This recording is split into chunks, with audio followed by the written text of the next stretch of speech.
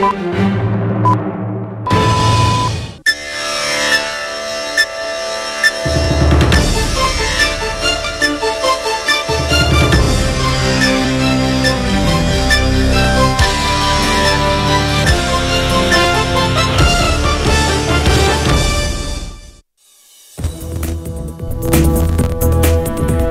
আলাইকুম, শুভেচ্ছা সহ সকলকে স্বাগত জানাচ্ছি চ্যানেল আই সংবাদে। এখনকার আয়োজন নিয়ে আপনাদের সাথে আছি আমি ফাবলিহা বুশরা। শুরুতেই চলুন দেখে নিই ফ্রেশ আটা ময়দা সুজি সংবাদ শিরোনামগুলো। মাগুরায় আলোচিত শিশু ধর্ষণ ও হত্যা মামলায় বোনের শ্বশুর হিটু শেখের মৃত্যুদণ্ডাদেশ ও ৩ আসামি খালাস।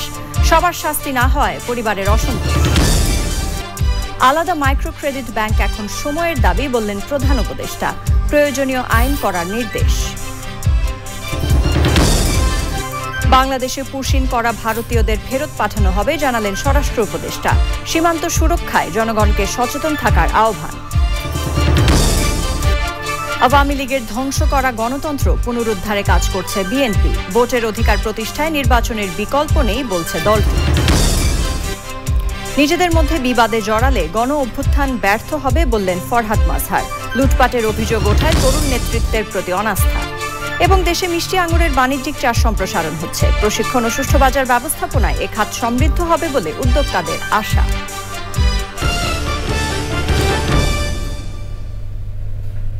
এছাড়াও নিটোল টাটা বিশেষ সংবাদে থাকছে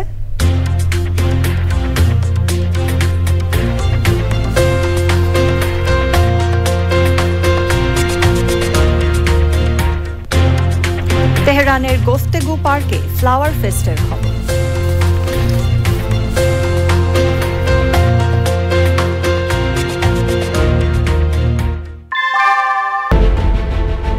Primacy inbuilt. German technology. Bangladesh's first thermix rod. Salam Steel Thermex. সংবাদ শিরোনামগুলো জানাচ্ছিলাম। এখনকার সংবাদ আয়োজন একই সঙ্গে চ্যানেল আইয়ের ইউটিউব চ্যানেল এবং চ্যানেল আইয়ের ওটিটি প্ল্যাটফর্ম আই স্ক্রিনে লাইভ স্ট্রিম হচ্ছে। এবার জানাবো বিস্তারিত। মাগুরায় আলোচিত ৮ বছরের শিশু ধর্ষণ ও হত্যা মামলার প্রধান আসামি শিশুটির বোনের শ্বশুর হিটু শেখকে মৃত্যুদণ্ডাদেশ দিয়েছেন মাগুরা জেলা ও দায়রা জজ আদালত। বাকি ৩ আসামি শিশুটির বোনের স্বামী, তার ভাই ও তাদের মাকে খালাস দেয়া হয়েছে। বিচার শুরুর ২৫ দিনের মাথায় এই মামলার বিচারিক কার্যক্রম শেষ হলো। তবে রায়ের সন্তুষ্ট নন মামলার বাদী শিশুটির মা। মাগুরা থেকে শামীম খানের পাঠানো তথ্যে শাকের আদনানের রিপোর্ট। মাগুরায় আলোচিত তৃতীয় শ্রেণীর শিক্ষার্থী ধর্ষণ ও হত্যা মামলায় শনিবার সকাল ৯:৩০টার দিকে মাগুরার নারী ও শিশু নির্যাতন দমন ট্রাইব্যুনালের বিচারক এম জাহিদ হাসান রায় ঘোষণা করেন। যুগান্তকারী রায়ের মাধ্যমে এই মামলার প্রধান অভিযুক্ত আসামি হিটুকে নারী ও শিশু নির্যাতন দমন আইন ২০০৯-২ ধারায় দোষী সাব্যস্ত ক্রমে সর্বোচ্চ শাস্তি মৃত্যুদণ্ড প্রদান করেছে।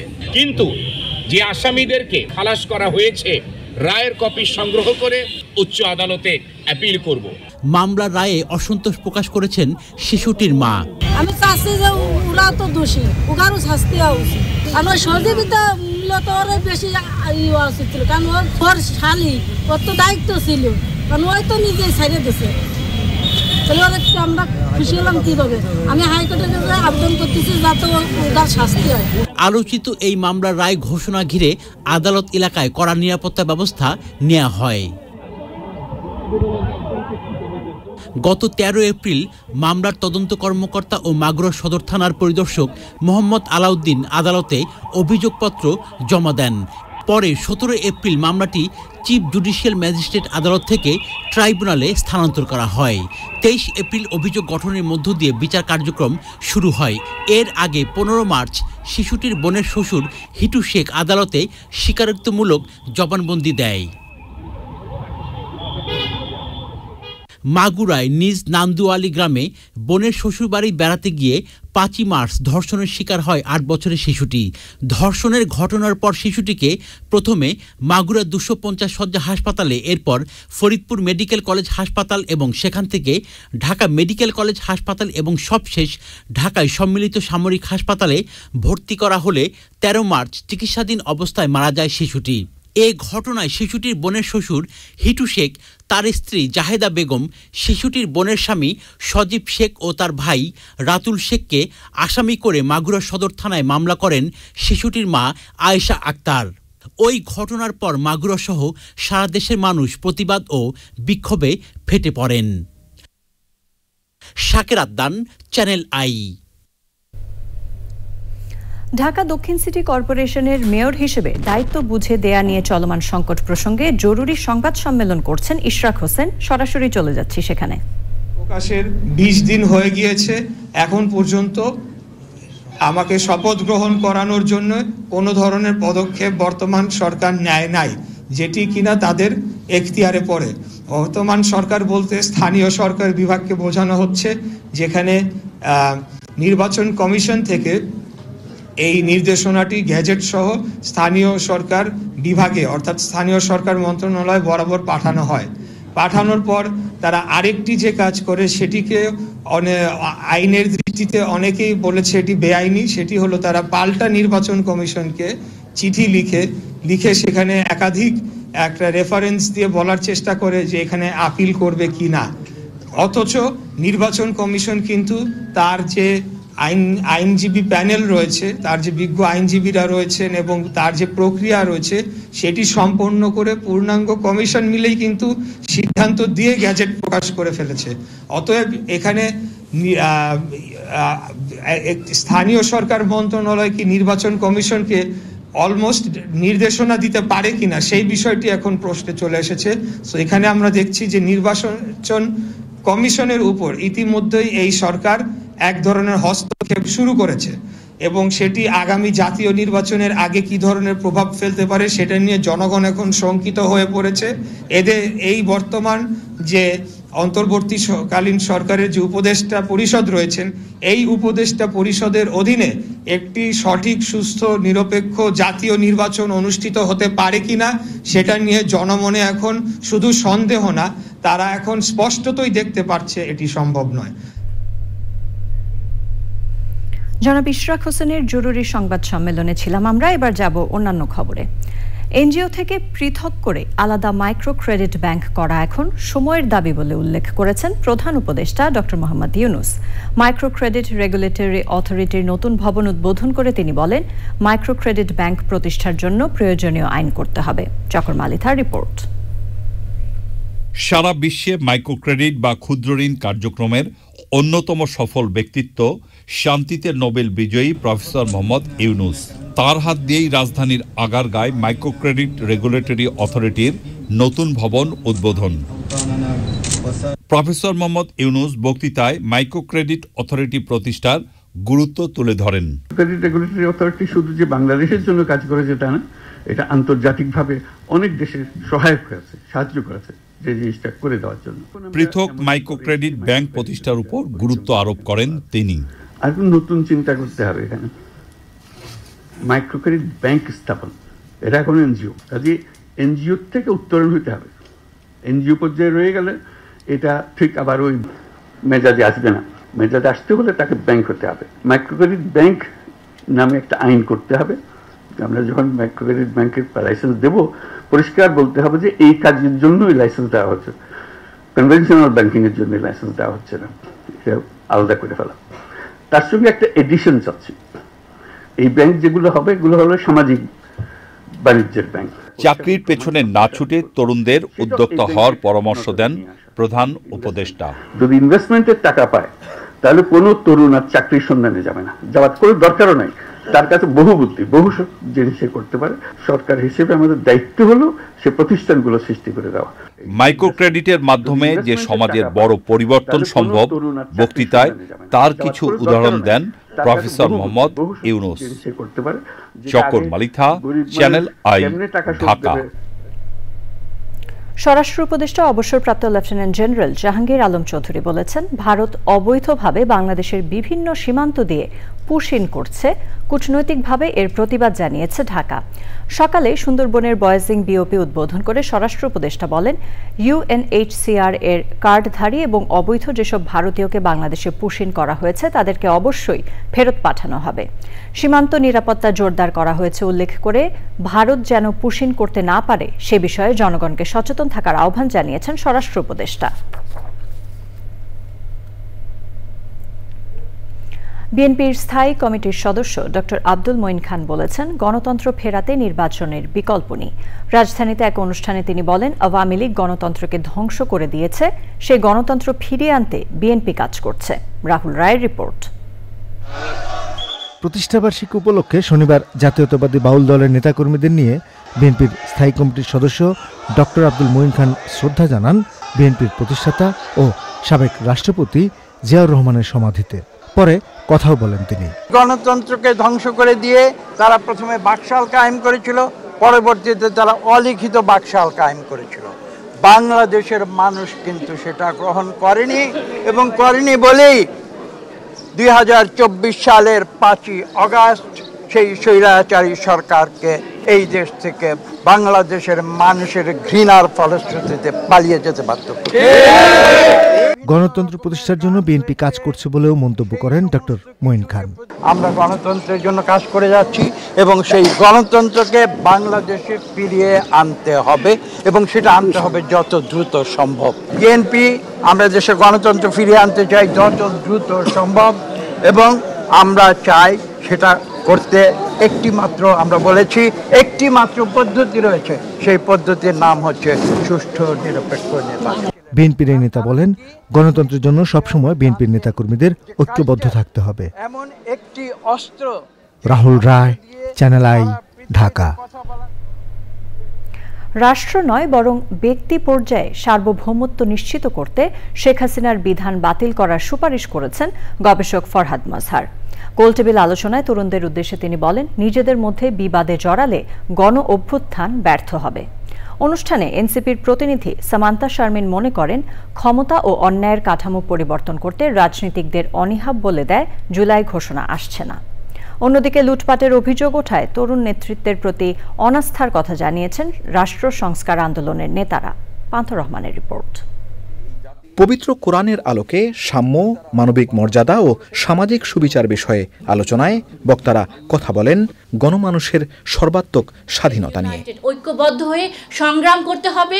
গণমানুষের অংশগ্রহণে জুলাই আন্দোলন হলেও জন আকাঙ্ক্ষা পূরণ হয়নি বলেই মনে করেন তরুণ প্রতিনিধিরা।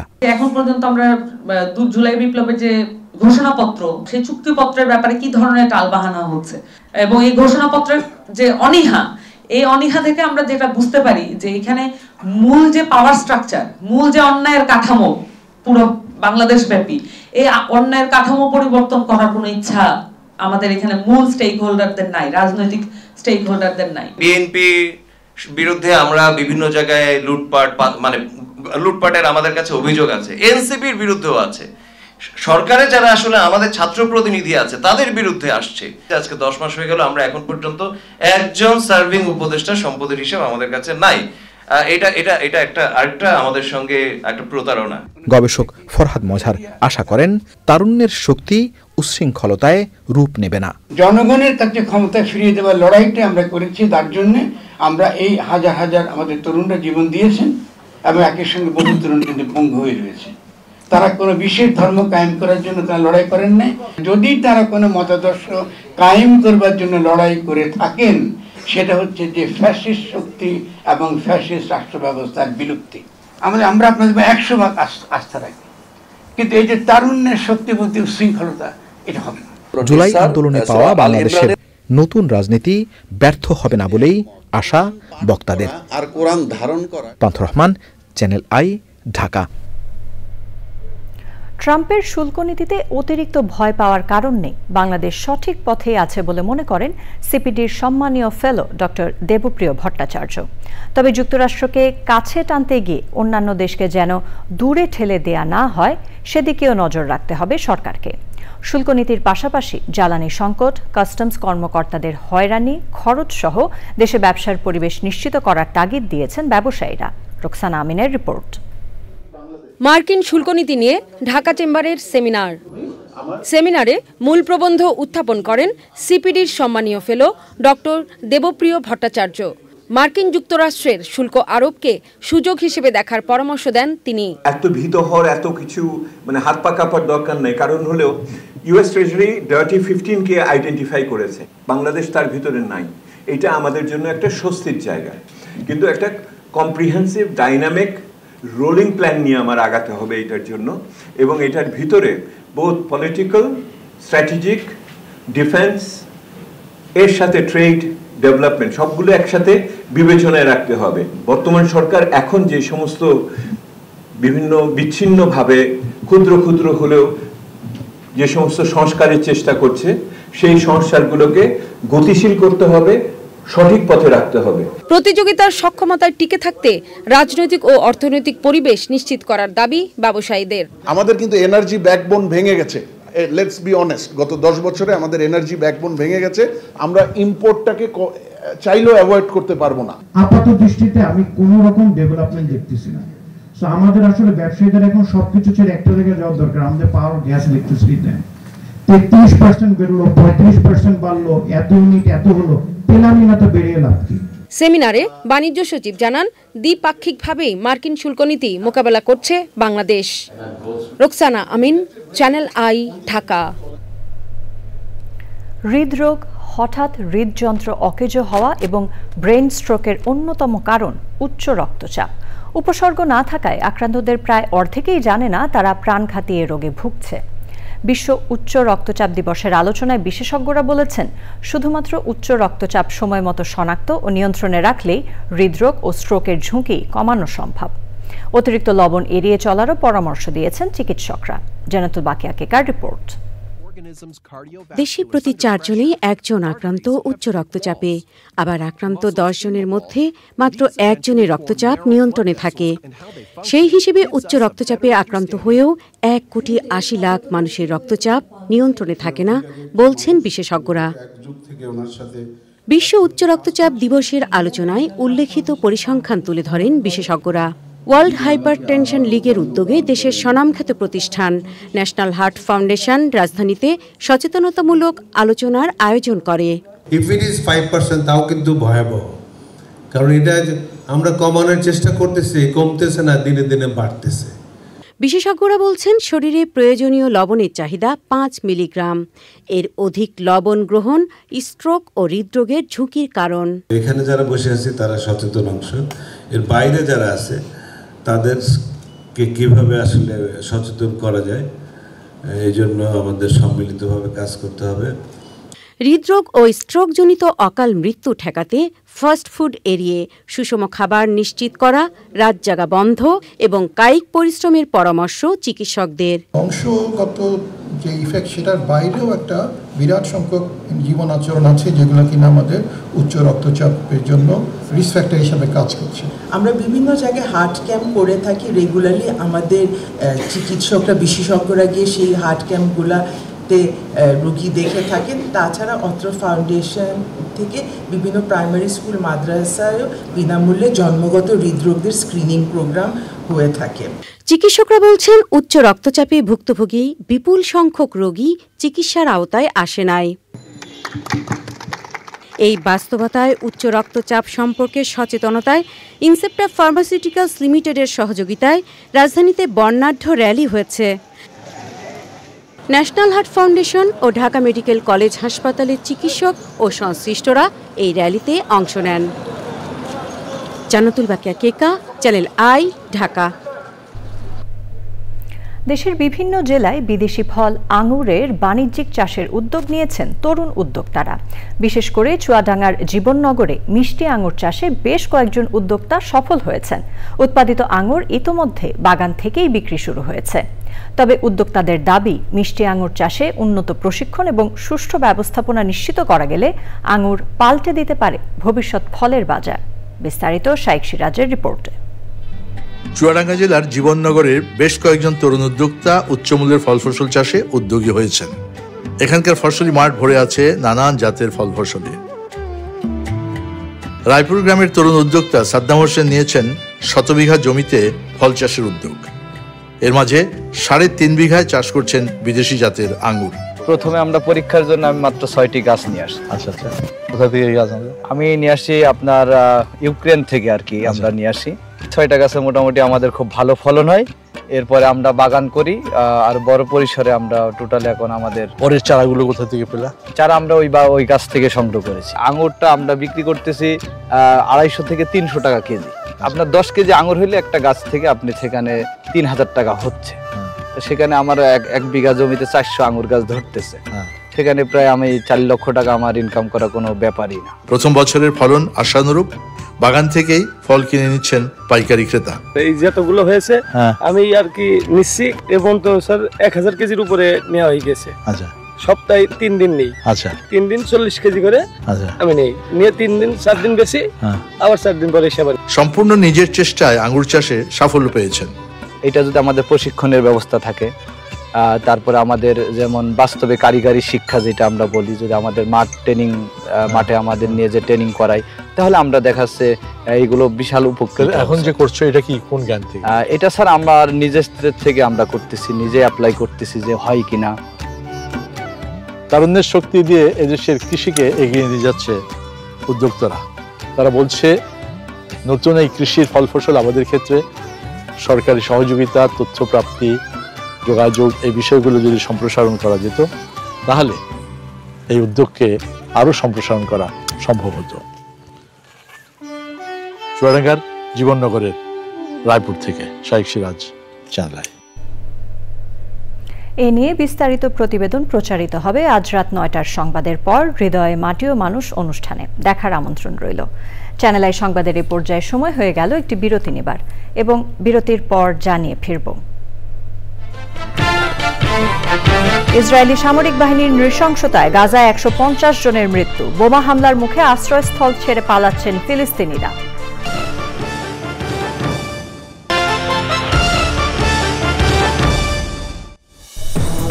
বিরতির পর সাথে থাকার জন্য ধন্যবাদ সবাইকে। কালো ধোঁয়া নির্গতকারী যানবাহন ও অবৈধ হাইড্রোলিক হর্নের বিরুদ্ধে মোবাইল কোর্ট পরিচালনা করেছে পরিবেশ অধিদপ্তর ও বিআরটিএ। রাজধানীর শ্যামলীর শিশুমেলা এলাকায় পরিবেশ অধিদপ্তরের নির্বাহী ম্যাজিস্ট্রেট আব্দুল্লাহ আল মামুনের নেতৃত্বে এই অভিযান চালানো হয়। নির্বাহী ম্যাজিস্ট্রেট বলেন, হাইড্রোলিক হর্ন ও কালো ধোঁয়া বের হওয়া যানবাহন সংশ্লিষ্ট কর্তৃপক্ষের বিরুদ্ধে আইনানুগ ব্যবস্থা নেওয়া হয়েছে। রাজধানীর বিভিন্ন স্থানে মোবাইল কোর্ট পরিচালনা করা হচ্ছে বলেও জানান তিনি। জনবহুল যে রাস্তা, যেমন গাবতলী বলেন, টেকনিক্যাল কিংবা সচিবালয়ের এখানে শাহবাগ, প্রত্যেকটা জায়গায় আমরা কিন্তু এখন এই আন্তনগরের যে বাস কিংবা ইন্টারসিটি বাস, এমনকি যাত্রীবাহী বাসগুলোতে আমরা এই ধরনের কালো পরীক্ষা এবং শব্দ দূষণের ক্ষেত্রে হাইড্রোলিক হর্নের পরীক্ষা এবং মোবাইল কোর্ট পরিচালনা করা। গাজা জয়ের পরিকল্পনা বাস্তবায়নে নেমেছে ইসরায়েল। উপত্যকাটিতে চরম নৃশংসতা চালাচ্ছে ইসরায়েলের সামরিক বাহিনী। শুক্রবার সেখানে অন্তত 150 জন ফিলিস্তিনিকে হত্যা করা হয়েছে। এতে 18 মাসেরও বেশি সময় ধরে চলা যুদ্ধে গাজায় নিহতের সংখ্যা 53,000 ছাড়িয়েছে। ইসরায়েলি বাহিনীর বোমা হামলার মুখে আশ্রয়স্থল ছেড়ে পালাচ্ছেন ফিলিস্তিনিরা। গাজার স্বাস্থ্য মন্ত্রণালয়ের হিসেবে গত বৃহস্পতি ও শুক্রবার গাজায় ইসরায়েলি সেনাবাহিনীর হামলায় 250 জনের বেশি ফিলিস্তিনি নিহত হয়েছেন। শুক্রবার সকাল থেকে গাজায় 150-র বেশি লক্ষ্যবস্তুতে হামলা চালিয়েছে আইডিএফ। হামলার পাশাপাশি গত 2রা মার্চ থেকে গাজায় কোনো ত্রাণ প্রবেশ করতে দিচ্ছে না ইসরায়েল। এর ফলে সেখানে খাবার, পানি সহ জরুরি পণ্যের তীব্র সংকট দেখা দিয়েছে।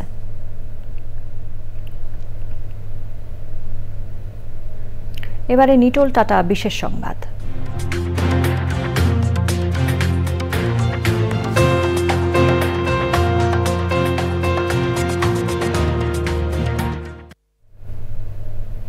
তেহরানে অনুষ্ঠিত হল 20তম বার্ষিক ফুল ও উদ্ভিদ প্রদর্শনী।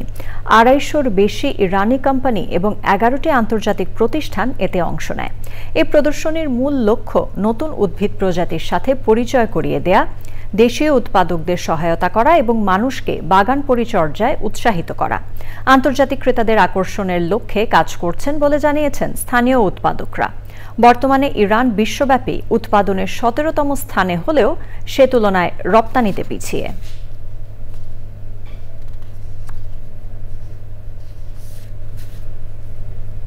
পূবালী ব্যাংক বাণিজ্য সংবাদ।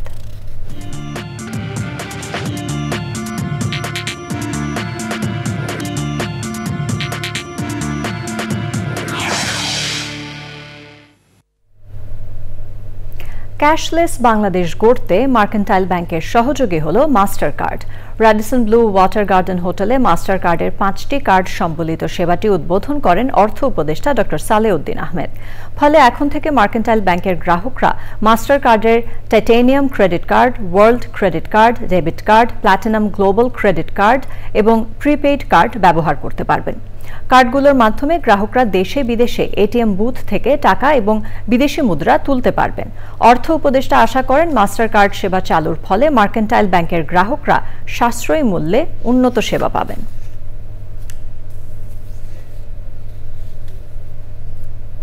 আবারও সময় হয়ে গেল একটি বিরতি নেবার এবং বিরতির পর খেলার খবরে জানিয়ে ফিরব। শারজায় রাতে আরব আমিরাতের বিপক্ষে প্রথম টি-20তে মুখোমুখি বাংলাদেশ। জয়ের পাশাপাশি টাইগারদের পারফরম্যান্সের উন্নতির অঙ্গীকার।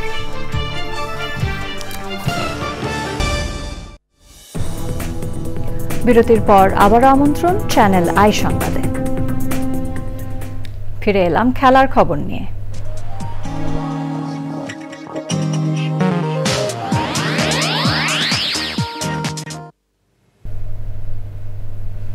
দুই ম্যাচ টি-20 সিরিজের প্রথম ম্যাচে আজ সংযুক্ত আরব আমিরাতের মুখোমুখি হবে বাংলাদেশ ক্রিকেট দল। শারজা ক্রিকেট স্টেডিয়ামে ম্যাচ শুরু হবে বাংলাদেশ সময় রাত 9টায়। তীব্র গরমের কারণে সিরিজের দুটি ম্যাচই হবে রাতে। এই ম্যাচ দিয়ে টি-20 ফরম্যাটে আনুষ্ঠানিকভাবে বাংলাদেশের অধিনায়কত্ব শুরু করবেন লিটন কুমার দাস। 2026 টি-20 বিশ্বকাপ সামনে রেখে টাইগারদের প্রস্তুতিও শুরু হচ্ছে এ সিরিজ দিয়ে। অধিনায়ক লিটন জানিয়েছেন, দুটি ম্যাচে জয় পাওয়ার সাথে সাথে নিজেদের উন্নতির গ্রাফ সম্পর্কেও ধারণা পাওয়ার লক্ষ্য তাদের। এরই সাথে আয়োজনের শেষ পর্যায়ে আমরা, তবে যাবার আগে ফ্রেশ আটা ময়দা সুজি সংবাদ শিরোনামগুলো জানিয়ে দিচ্ছি আরো একবার। মাগুরায় আলোচিত শিশু ধর্ষণ ও হত্যা মামলায় বোনের শ্বশুর হিটু শেখের মৃত্যুদণ্ডাদেশ ও 3 আসামি খালাস। সবার শাস্তি না হওয়ায় পরিবারের অসন্তোষ।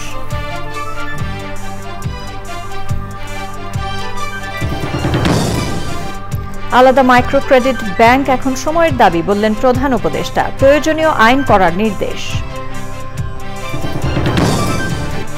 বাংলাদেশে পুশিন করা ভারতীয়দের ফেরত পাঠানো হবে, জানালেন স্বরাষ্ট্র উপদেষ্টা। সীমান্ত সুরক্ষায় জনগণকে সচেতন থাকার আহ্বান।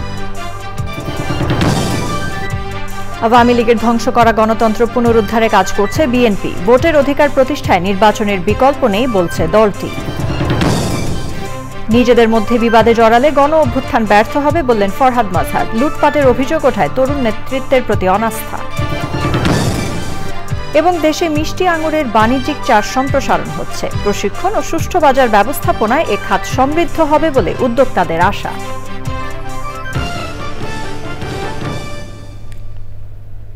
আমাদের পরবর্তী সংবাদ দেখার আমন্ত্রণ জানিয়ে শেষ করছি। এতক্ষণ সাথে থাকার জন্য ধন্যবাদ সবাইকে।